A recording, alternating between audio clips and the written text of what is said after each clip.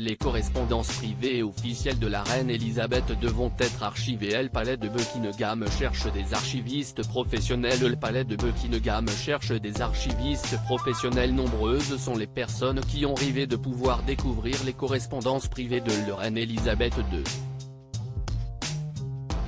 Et pour certains, ce rêve est en passe de devenir réalité.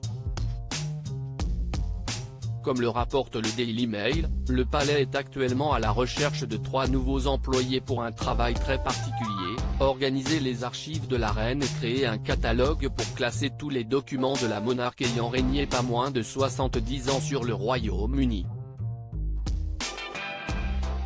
Le projet sera supervisé par un archiviste conservateur qui élira résidence au palais de Windsor pendant 2 ans, entre mai 2023 et mai 2025, pour trier et archiver non seulement les documents d'Elisabeth II mais aussi ceux de son mari, le duc d'Édimbourg.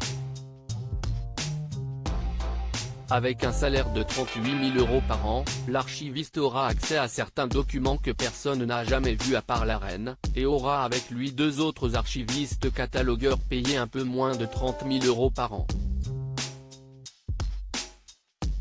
Si l'un des catalogueurs en charge de la bibliothèque ne sera là, comme le conservateur, que pour 2 ans, le catalogueur d'archives aura quant à lui un rôle permanent au sein des affaires de la famille royale.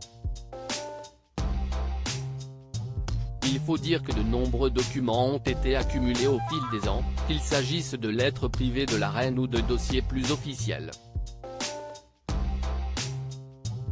Toujours selon le Daily Mail, les archives royales contiennent plus de 7 millions de documents qui remontent jusqu'au XIIIe siècle, tandis que la librairie royale recense des manuscrits beaucoup plus anciens dont certains remontent au IVe siècle avant Jésus-Christ. Bientôt une biographie officielle d'Elisabeth II ? Une fois triée et cataloguée, une partie des archives pourra être exposée puisque le conservateur archiviste sera en charge d'organiser divers événements autour de son travail afin de faire découvrir ses trouvailles au grand public. Évidemment certains documents plus sensibles resteront secrets pendant de longues années encore. Il est possible que ces archives soient utilisées notamment pour une biographie sur la reine Elisabeth II bien qu'aucun projet officiel ne soit pour le moment en cours.